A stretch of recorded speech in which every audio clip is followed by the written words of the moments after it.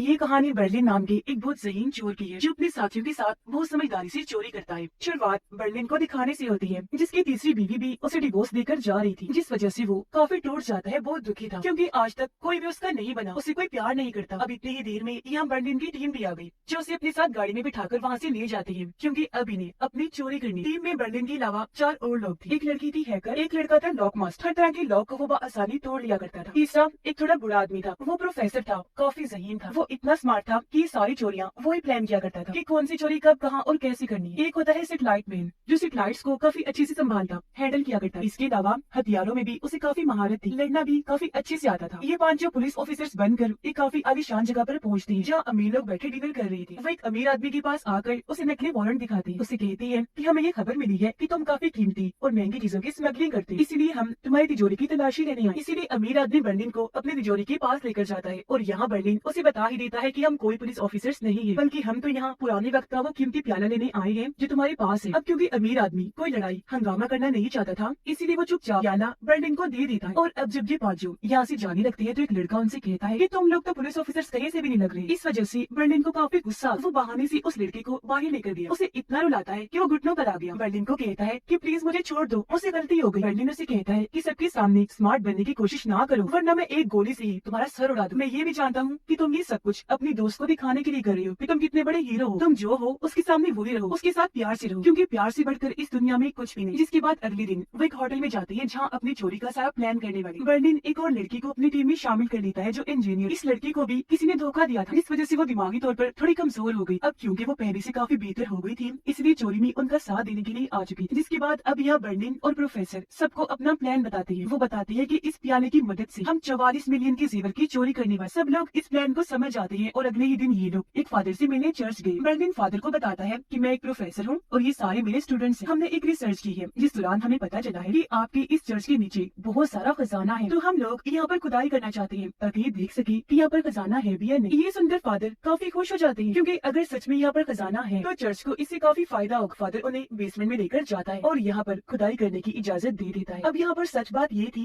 कि इस चर्च के नीचे से एक सुरंग होकर गुजरती थी जो कि पेरिस की सबसे बड़ी नीलामी घर में जाकर खुला करती थी। कुछ दिनों के बाद वहाँ पर बहुत ही महंगे जेवरात की नीलामी होने वाली, जिन्हें वहाँ की लॉकर रूम की अलग अलग तिजोरियों में रखना था और इनका प्लान उन्हीं सारी तिजोरियों को चोरी करने का था। फिर बर्लिन अपने साथियों को बताता है कि हम जिस होटल में रह रहे हैं उसके बिल्कुल सामने नीलामी घर के डायरेक्टर का घर भी है जो अपनी बीवी के साथ वहाँ पर रहता है। हमें किसी तरह उसके घर पर जाकर पूरे घर में सीसीटीवी कैमरास लगाने हो ताकि हम उस पर नजर रख सकें। कुछ देर के बाद नीलामी घर का डायरेक्टर जब अपनी वाइफ के साथ वहाँ से निकलता है तो ये लोग चुपके से उसके घर में घुस जाते हैं और पूरे घर में कैमरास को फिट कर देते हैं। बर्लिन और प्रोफेसर कैमरास के जरिए नीलामी घर के डायरेक्टर और उसकी वाइफ पर नजर रख रही थी। प्रोफेसर जब देखता है कि बर्लिन परेशान है तो उसे हौसला देता है, कहने लगा कि तुम परेशान ना हो, देखना एक दिन तुम्हें कोई बहुत अच्छी लड़की मिलेगी, तुम हमें ही देख लो। मैं और मेरी वाइफ 25 साल से एक साथ हैं, हम दोनों एक दूसरे को बहुत प्यार करते हैं, कभी भी हमने एक दूसरे से अलग होने का नहीं सोची। ये सुनकर बर्लिन कहता है कि मान लेता हूँ, लेकिन ये दुनिया धोखेबाज है, यहाँ पर सच्चे प्यार जैसी कोई चीज नहीं होती। अब बर्लिन जब अकेला नीलामी करके डायरेक्टर और उसकी वाइफ पर नजर रख रहा था तो वो देखता है कि अपने हस्बैंड के सोने के बाद उसकी वाइफ अपने डॉग को लेकर घर से निकल गई। तब बर्लिन भी उसका पीछे करता है। वो जब बार में गई तो बर्लिन भी उसके पीछे पीछे चला जाता है। उसने देखा कि बार में डायरेक्टर की वाइफ गाना गा रही है। उसे देखते ही बर्लिन को वो काफी पसंद आई, आवाज भी उसकी काफी अच्छी लगी, इसीलिए वो उसे हासिल करने का सोचता है। अगले दिन जब चर्च के फादर यहाँ पर आते हैं तो सारे उन्हें ये बता देने कि आपकी चर्च के नीचे से हमें एक बहुत पुराने वक्त का कीमती प्याला मिला है। असल में ये तो वो वाला प्याला था जिन्होंने सबसे पहले चुराया था। जानबूझकर प्याले को उन्होंने यहाँ जमीन के नीचे रख दिया ताकि फादर को यही लगे कि यहाँ पर सच में कोई खजाना मौजूद है। उसे देखकर फादर की खुशी का कोई ठिकाना ही नहीं रहता, इसीलिए वो उन्हें और खुदाई करने की इजाजत दे देते हैं। अगले ही दिन से बर्लिन नीलामी घर की डायरेक्टर की वाइफ जिसका नाम कमील था उसके साथ दोस्ती करने की कोशिश करने लगता है। उसका पीछे करते हुए वो एक होटल में गया, उससे बातें करने लगता है। वो उसे अपना नकली नाम बताकर कहता है कि मैं यहाँ पर पेरिस में घूमने आया हूँ, कल रात बार में मैंने आपका गाना सुना था जो मुझे बेहद पसंद आया है। वो यहाँ जानबूझ के कमील की पसंदीदा किताब भी लाया था जिसे देखकर वो पूछती है कि आप ये पढ़ते हैं? बर्लिन कहता है जी हाँ मुझे बहुत पसंद है, पर कमील यहाँ पर कोई जवाब दिए बगैर वहाँ से चली जाती है। बर्लिन सोचता है शायद मुझसे गलती हो गई है कोई, इसीलिए वो मुझसे दोस्ती करना नहीं चाहती। खुदाई करते हुए उन लोगों को सुरंग मिल ही जाती है, इसीलिए वो और आगे खोदने लगते हैं ताकि अपनी मंजिल उस नीलामी घर तक पहुँच जाए। बर्लिन जब कमील की बातें सुनता है तो उससे पता चला कि उसकी अपने हस्बैंड से लड़ाई हो गई है क्योंकि वो अपने हस्बैंड के साथ एक शो देखने जाना चाहती थी, लेकिन उसका हस्बैंड नहीं जा रहा था, तो इसलिए अब बर्लिन अच्छे से कपड़े पहन लेता है ताकि वो उसके साथ जा सके। खुदाई के दौरान बेसमेंट में फादर आए, उनसे कहते हैं कि मैं वो कीमती प्याला अपने साथ ले जाना चाहता हूँ ताकि अपनी यूनिवर्सिटी के प्रोफेसर को दिखा सकूं कि हमें यहाँ से ये मिला है। कैसे भी करके वो प्याले को वहाँ से ले जाने लगता है और ये लोग उसे रोक ही नहीं पाते। ये बात जब बर्लिन को पता चली तो उसे काफी गुस्सा आ गया। वो लॉक मास्टर को कहता है कि ये जिम्मेदारी तुम्हारी है, कैसे भी कर की चाहे छीन की वो प्याला उस फादर से लेकर आओ जल्दी। जबकि खुद वो कमील से मिलने चला जाता है। उसके पास पहुंचकर कमील से पूछता है कि तुम कहाँ जा रही हो। जब उसने बताया कि मैं शो देखने जा रही हूँ तो ब्रेंडन भी उसके साथ चलने के लिए तैयार हो जाता है। उधर लॉक मास्टर और इंजीनियर लड़की बाइक पे बैठकर वहाँ से निकल जाते हैं फादर से वो कीमती प्याला छीनेगी। प्याला छीनकर वो जब यहाँ से भाग रही थी तो तब यहाँ पर फादर के कुछ दोस्त आ जाते हैं जो उन्हें रोक लेते हैं। लेकिन जैसी तैसी उन्हें चकमा देकर प्याला लेकर वो यहाँ से भागने लगी तो फादर के दोस्त भी उनका पीछा करने लगते। लॉक मास्टर और इंजीनियर लड़की पार्किंग एरिया में जाकर छुप गयी। लेकिन फादर के दोस्त उन्हें ढूंढ लेते हैं और प्याला उनसे छीन लेते हैं। इस वजह से दोनों काफी डर गए, जल्दी से यहाँ से भाग जाते हैं कि इससे पहले कोई और मुसीबत आए। रात को ब्रेंडन और कमील जब वापस आए तो यहाँ हम नोटिस कर लेते हैं कि वो एक दूसरे के काफी करीब आ गई है, यानी उनकी अच्छी दोस्ती हो गई। इसलिए दोनों एक दूसरे को अपना अपना नंबर दे। अगली सुबह से फ्लाइट मैन हैकर के कमरे में जाता है उससे कोई मदद मांगने के लिए। साथ ही वो उससे दोस्ती करने की भी कोशिश करता है, लेकिन हैकर उसे ऐसा जाहिर करके दिखाती है कि मैं बहुत सख्त हूँ। लेकिन अंदर ही अंदर वो भी फ्लाइट मैन को पसंद करने लगी। अब प्रोफेसर लॉकमैन और इंजीनियर लड़की के पास आते हैं जो बहुत ज्यादा घबराए हुए थे। प्रोफेसर उन्हें तसल्ली देती है कि देखो अब डरने की जरूरत नहीं है, क्योंकि जब तुमने प्याला फादर से छीना था तो वो तभी काफी डर गई थी, इसलिए उन्होंने अब वो प्याला चुपचाप ही मेरे हवाले कर दिया है, ये कहकर कि आइंदा की बात मैं बेसमेंट में नहीं आऊंगा और तुम अपनी खुदाई जारी रखो। उधर कमील ब्रेंडन से मिलने के लिए खुद ही आ जाती है उसके पास। लेकिन यहाँ ब्रेंडन के लिए एक मुसीबत थी, वो उसे कमरे में लेकर नहीं जा सकता था, क्योंकि अगर कमील अंदर आती तो कंप्यूटर्स का सेटअप देखकर वो पकड़ा जा सकता था। वो कमील को कहता है कि हम यही बात कर लेते हैं, मैं तुम्हें अंदर नहीं लेकर जा सकता क्योंकि तुम शादीशुदा हो, अगर हमें किसी ने देख लिया तो अच्छा नहीं होगा। ये सुनकर कमील को बहुत बुरा लगा, वो नाराज होकर वहाँ से चली जाती है। ये देखकर ब्रेंडन को भी काफी बुरा लगा, इसलिए वो भी उसके पीछे पीछे चला जाता है। लिफ्ट में आकर उसे मनाने के लिए गले से लगा लेता है और यहाँ इनके बीच ताल्लुक शुरू हो जाता है। अगले दिन वो फिर से खुदाई करते हैं और वहाँ पर पहुँच जाते हैं जहाँ पर पहुँचना चाहते थे, यानी नीलामी घर के बिल्कुल पास। लेकिन आगे एक काफी मजबूत दीवार थी जो लोहे के अलग अलग ब्लॉक से बनी हुई थी। तो तब यहाँ प्रोफेसर उन्हें प्लान बताते हैं कि हम अंदर दाखिल कैसे हो। वो बताता है कि सबसे पहले हम ब्लॉक्स को बारीकी से काटेंगे, फिर उन ब्लॉक्स को बड़ी चालाकी से गाड़ी से जोड़ दे ताकि हमारा जब दिल चाहे उसे लगा सके और जब दिल चाहे वहाँ से हटा भी दे। इस बिल्डिंग में हमेशा 2 गार्ड्स होते हैं, एक गार्ड तो होता है अंदर जो हमेशा कंट्रोल रूम में रहता है और उसकी नजर हमेशा कंप्यूटर स्क्रीन पर ही रहती है। दूसरा गार्ड होता है बाहर जो बाहर होने वाली चीजों को देखता है। अब सबसे पहले इन्हें उस बाहर वाले गार्ड का ध्यान भटकाना ताकि हैकर लड़की उनकी कंप्यूटर सिस्टम को हैक कर सके। यहाँ से फ्लाइट मैन नोटिस करता है कि वो दोनों गार्ड्स पिज्जा बहुत ज्यादा खाते हैं, हर दूसरे दिन पिज्जा ऑर्डर कर, इसलिए वो एक पिज्जा डिलीवरी बॉय बनकर गलत ऑर्डर लेकर जाता है, जिस बात पर गार्ड उसे बहस करने लगता है। इसीलिए से फ्लाइट मैन भी उसे गुस्सा दिलाने लगता है। इनकी बहस इतनी बढ़ गई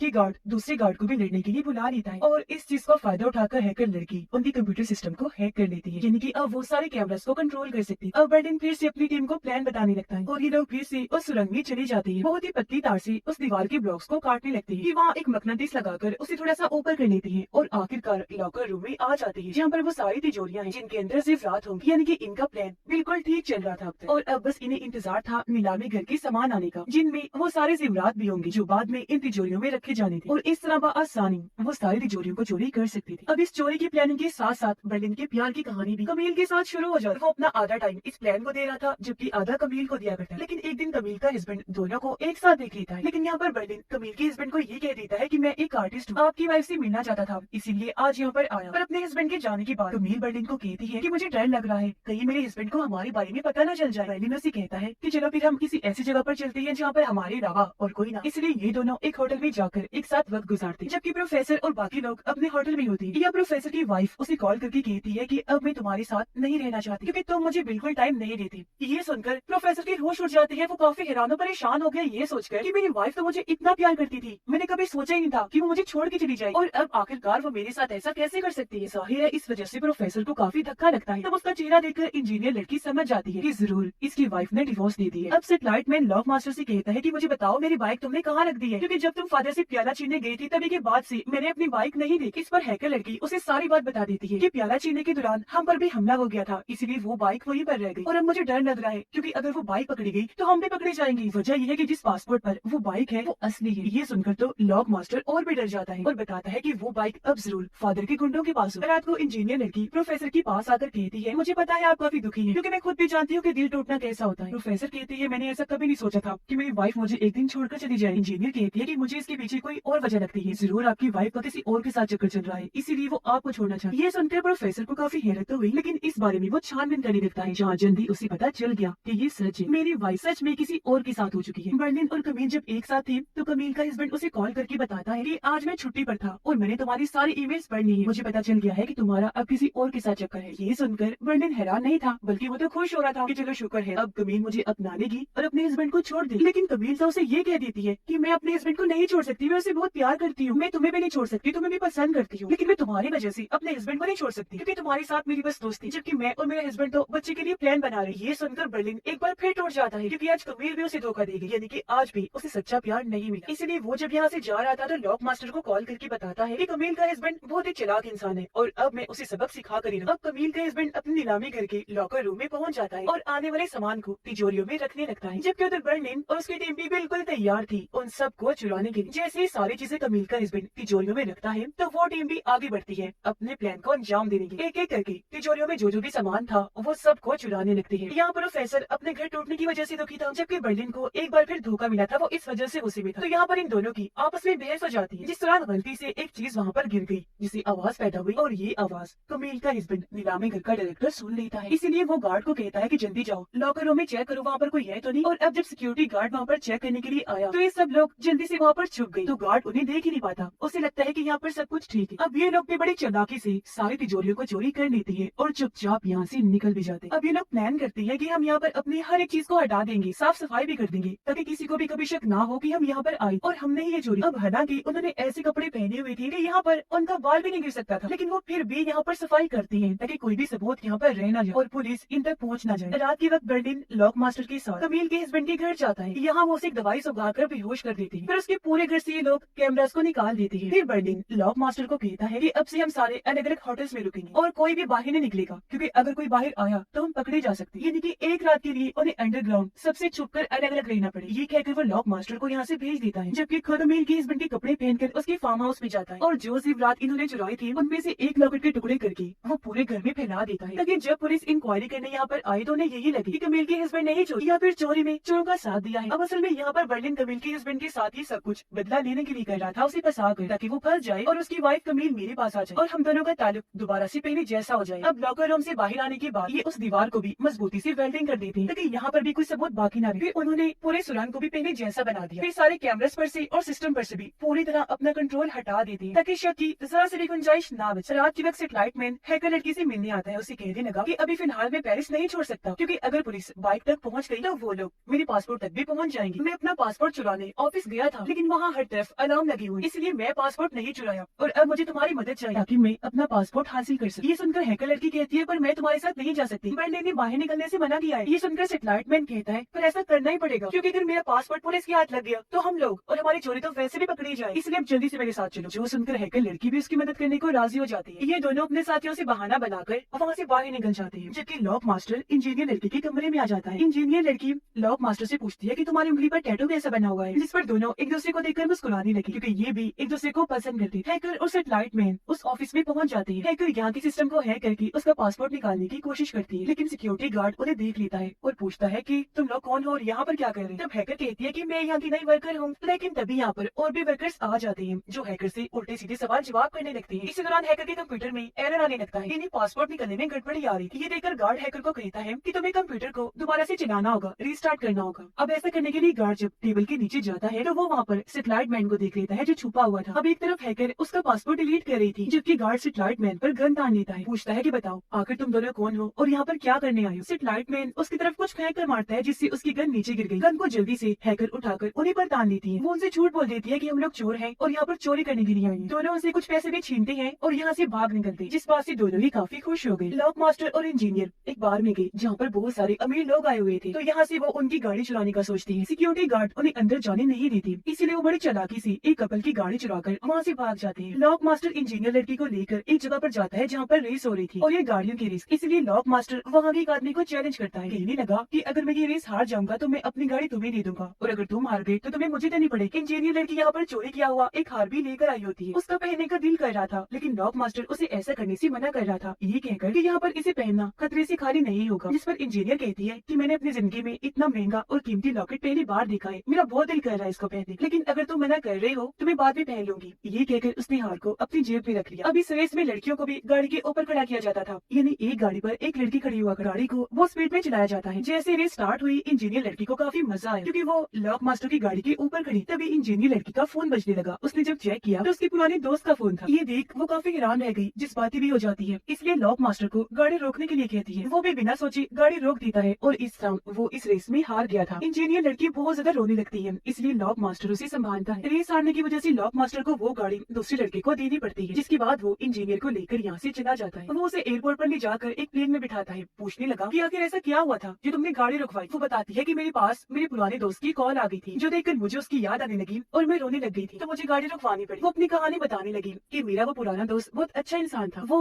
एक काफी बड़ा सिंगर था जिसकी मैं फैन थी, उसे बहुत पसंद किया करती थी, हर वक्त उसके गाने सुनती रहती थी। एक दिन जब उस सिंगर ने मुझे देखा तो हम दोनों का ताल्लुक बन गया। मैं उसके साथ ताल्लुक बनाकर बहुत खुश थी। सब कुछ मुझे किसी सपने की तरह लग रहा, क्योंकि जिसकी मैं फैन थी, जो मुझे अच्छा लगता था, आज मैं उसकी दोस्त बन गई थी। फिर ये सिलसिला इतना ज्यादा बढ़ा कि मुझे उससे प्यार हो गया। मुझे इतना प्यार हो गया कि ये पागलपन जुनून तक जाने लगा, जिस वजह से मैं अजीबोगरीब हरकतें करने लगी। जब कभी भी मैं उसके पोस्टर्स देखा करती थी तो मैं बौखला जाती, अजीबोगरीब हरकतें करना शुरू हो जाती थी। वो सब देखकर मेरी मॉम डैड को लगा जिसे मैं पागल हो रही हूँ, तो उन्होंने मुझे मेंटल हॉस्पिटल में भेज दिया। अपनी कहानी बताकर वो रोने लगती है। जब लॉक मास्टर उसे तसल्ली देता, कहने लगा कि अब मैं तुम्हारा मूड ठीक करने के लिए कुछ बहुत बड़ा तूफान करने वाला। प्लेन स्टार्ट करके वो इंजीनियर को कहता है कि मैंने आज से पहले कभी भी प्लेन नहीं उड़ाया, आज पहली बार तुम्हारे सामने ऐसा करने वाला। इतना कहकर वो प्लेन उड़ा देता है। दोनों को काफी अच्छा तो लगा, लेकिन कुछ देर बाद इंजीनियर उसे प्लेन जल्दी से रोकने का कहती है। उसने ऐसे किया और ये दोनों हंसने लगते हैं। फिर जब ये बाहर निकले तो इंजीनियर लड़की अपनी जेब चेक करने लगती है। कहती है, ओह माय गॉड, मेरी जेब में तो वो हार है ही नहीं, जिसका मतलब है कि वो उसी गाड़ी में ही रह गया। बर्लिन जब होटल में गया तो कमील भी उसे मिलने के लिए आ जाती है। कहने लगी कि मुझे तुम भी पसंद हो, लेकिन मैं अपने हस्बैंड को नहीं छोड़ सकती क्योंकि उससे प्यार करती हूँ। बर्लिन कहता है, लेकिन ऐसा नहीं चलेगा, तुम्हें हम दोनों में से किसी एक को ही चुनना होगा। फिर अब एक डिटेक्टिव को इस केस को हल करने के लिए हायर किया जाता है। अपनी टीम के साथ वो उसी लॉकर रूम में जाती है, लेकिन उसे यहाँ पर कोई सबूत, कोई ऐसी चीज नहीं मिलती जिससे वो पकड़े जाते। फिर अगले दिन ये सारे लोग चोरी का सामान लेकर अलग अलग जगह पर शिफ्ट हो जाते हैं, जैसा बर्लिन ने प्लान बनाया था। जिसके बाद इन्होंने ये प्लान किया था कि हम बाद में एक जगह आकर मिलेंगे। पुलिस भी नीलामी करके डायरेक्टर कमील के हस्बैंड को गिरफ्तार कर चुकी थी, क्योंकि सारा शक उस पर आ गया था। अब इस टीम में से हमें सेटेलाइट मैन और हैकर लड़की दिखाई जाती है, जिन्होंने अपना हुलिया बिल्कुल टूरिस्ट जैसा बनाया हुआ और उन्होंने अपने बैग में चोरी का सामान रखा हुआ था। और क्योंकि कोई भी पुलिस वाला टूरिस्ट के बैग चेक नहीं करता, इसीलिए उन्हें आगे भेज दिया जाता है। दोनों एक बस में बैठ गए अपनी मंजिल पर जाने के लिए। उनके बाद प्रोफेसर, इंजीनियर और लॉक मास्टर एक वैन में बैठकर निकल जाते हैं। यहाँ पर इंजीनियर और लॉक मास्टर ने बहन भाई का रोल किया था, जबकि प्रोफेसर उनके डैड बने थे। और अगर पुलिस इन्हें पकड़ती तो इनके पास नकली राख भी थी, जहाँ वो पुलिस को ये कह देंगे कि हम अपनी माँ की राख को नदी में बहाने जा रहे हैं। तभी जब वापस अपने घर आई तो यहाँ पर पुलिस को देखकर काफी हैरान रह जाती है। जब डिटेक्टिव उसे बताती है कि एक चोरी करने में तुम्हारे हस्बैंड का हाथ है, तो इसीलिए उसे गिरफ्तार कर लिया गया। फिर डिटेक्टिव पूछताछ करने कमील के हस्बैंड के पास गई, लेकिन वो बार बार एक ही बात कह रहा था कि ये चोरी मैंने नहीं की। कमील फोन करके बर्लिन को अपने घर बुलाती है और उसे सारी बात बता देती है कि मेरा हस्बैंड फंस गया है। तब यहाँ बर्लिन उसे हौसला देता है कि तुम बिल्कुल भी परेशान मत हो, मैं तुम्हारे साथ हूँ। कमील उसे कहती है कि मेरा हस्बैंड ऐसी हरकत नहीं कर सकता, इसके पीछे जरूर किसी और का हाथ है जो मेरे हस्बैंड को बस फंसाने की कोशिश कर रहा है। इसीलिए अब मैं अपने हस्बैंड को छुड़वाऊंगी, जो पूरी तरह बेगुनाह है। जबकि पुलिस ने भी हर जगह पर नाकाबंदी कर दी थी, रास्ते रोक दिए थे ताकि कोई भी यहाँ से निकल न सके। वो तीनों वैन में बैठकर जब एक नाकाबंदी वाली जगह पर पहुंचती है तो पुलिस उनकी छानबीन करने लगती है। प्लान के मुताबिक लॉक मास्टर और इंजीनियर यही बताते कि हम अपनी माँ की राख को नदी में बहाने जा रहे हैं, लेकिन पुलिस वाले उनकी बातों को यकीन नहीं करते। कहते हैं कि हमें ये राख पहले दिखाओ, तभी हम यहाँ से जाने देंगे। लेकिन इंजीनियर लड़की राख वाली बोतल लेकर वहाँ से भाग जाती है। पुलिस भी उसका पीछा करने लगी और जब उसे पकड़ के वो बोतल को देखते हैं तो सच में उसमें राख ही थी। तब पुलिस को यकीन आ गया कि ये लोग सच बोल रहे हैं और इस तरह हम इनके साथ और मुर्दे के साथ गलत कर रहे हैं, जो सोचकर पुलिस वाले इन्हें जाने देते हैं। प्रोफेसर हैकर लड़की को फोन करके बताता है कि हर जगह पर पुलिस ने नाकाबंदी लगा दी है, इसलिए तुम दोनों जल्दी से अगले स्टॉप पर उतर जाओ, फिर पैदल ही आगे बढ़ो और यहाँ से निकलने की कोशिश करो। इन्होंने ऐसे किया, ये अगले स्टॉप पर उतर जाती है। इस बीच सेटेलाइट मैन हैकर लड़की से बात करने की कोशिश करता है क्योंकि वो उसे पसंद करता था, लेकिन हैकर लड़की उसे डांट दी। उधर वो तीनों इन्हीं प्रोफेसर, इंजीनियर और लॉक मास्टर अपनी वैन को एक जगह पर पार कर देती है, जिसके सामने एक घर था। घर में एक औरत रहा करती थी जो प्रोफेसर को देखते ही उसे पसंद करने लगी। लॉक मास्टर बर्लिन को कॉल करके पूछता है कि तुम कहाँ पर हो। बर्लिन ने बताया कि मैं अभी भी पेरिस में हूँ। यहाँ लॉक मास्टर उसे सच बता देता है कि चोरी की उन हारों में से हमने एक हार को खो दिया है, हमसे बहुत बड़ी गलती हो गई है, हम तुम्हारे मना करने के बावजूद भी बाहर निकल गए थे। ये सुनकर बर्लिन कहता है कि वो हार अब तक पुलिस के हाथ लग चुका होगा, जिसके जरिए वो हम तक पहुँचने वाले ही होंगे, यानी कि अब जल्द हम पकड़े जाने वाले हैं। उनकी इस हरकत पर बर्लिन को गुस्सा तो आया, लेकिन वो उसे माफ कर देता है और आगे का प्लान बताने लगता है। फिर बर्लिन आया कमील के पास और उसे कुछ पैसे देता है ताकि वो अपने हस्बैंड के लिए अच्छा और महंगा वकील हायर कर ले। ये देखकर कमील काफी खुश हो गई कि बर्लिन कितना अच्छा इंसान है, इतने मुश्किल वक्त में मेरा साथ दे रहा है। अब पुलिस छानबीन करते हुए रेस वाले उस कार ड्राइवर तक पहुंच जाती है और उसे पूछने लगी कि आखिर ये हार तुम्हारे पास क्या कर रहा है। तब वो ड्राइवर बताता है कि एक लड़का यहाँ पर अपने दोस्त के साथ आया था मेरे साथ रेस लगाने, तो हमें उसकी गाड़ी में ही ये हार मिला था। पता चला है कि जो गाड़ी वो लेकर आई थी वो भी उनकी नहीं थी। पुलिस कहती है कि उस लड़की की कोई पहचान बताओ। तब ड्राइवर कहता है कि उसकी उंगली पर एक टैटू बना हुआ है। 5 के छूट जाने पर प्रोफेसर अभी परेशान हो ही रहा था कि तभी यहाँ पर उनके सामने वाली औरत आई जो उसे पीने के लिए शराब देती है। शराब को पीते ही प्रोफेसर को नशा चढ़ गया, इसीलिए वो फौरन अपनी वाइफ को कॉल करके कहता है कि मैं जान गया हूँ, तुम मुझे धोखा दे रही हो, इसी वजह से तुम मुझे छोड़ना चाहती। ये सुनकर उसकी वाइफ काफी चौंक गई, कहती है अच्छा मुझे माफ कर दो, ऐसा कुछ भी नहीं है, मैं बस तुमसे ही प्यार करती। लेकिन प्रोफेसर फिर भी उस पर काफी गुस्सा करता है। अब कुछ ही दूरी के फासले पर वो औरत भी पे बैठी हुई थी जिसने प्रोफेसर को शराब पिलाई, वो उसकी सारी बातें सुन ली। हैकर लड़की जंगल में जब टॉयलेट करने गई तो उसके पैर पर एक जहरीला सांप काट लेता है। वो चिल्लाने लगी। मदद के लिए सैटेलाइट मैन को आवाजें लगाने लगती है, इसलिए वो जल्दी से भागकर आता है। उसकी मदद करने के लिए चाकू से पहले उसके पैर पर कट लगाता है और उसका खून चूसकर बाहर निकालता है। उसने देखा कि हैकर लड़की की जुबान सोच रही है। वो काफी फिक्रमंद हो गया कि कहीं इसे कुछ हो ना जाए, तो वो उसे अपनी पीठ पर उठाकर वहाँ से निकल गया ताकि कोई मदद मिल सके। अब केस की छानबीन करने के लिए 2 और फीमेल इंस्पेक्टर्स को हायर किया जाता है। दोनों आपस में ये बातें कर रही होती है कि चोर जो भी थे बहुत स्मार्ट थे, उन्होंने बहुत बारीकी से यहाँ पर चोरी की है, उन्होंने यहाँ पर कोई भी सबूत नहीं छोड़ा, जिस वजह से उन्हें पकड़ना बहुत मुश्किल है। लेकिन चाहे जो भी हो जाए हम उन्हें पकड़ के ही रहेंगे। तो मिल बर्लिन के साथ जेल में अपने हस्बैंड से मिलने जाती है। उसे बताने लगी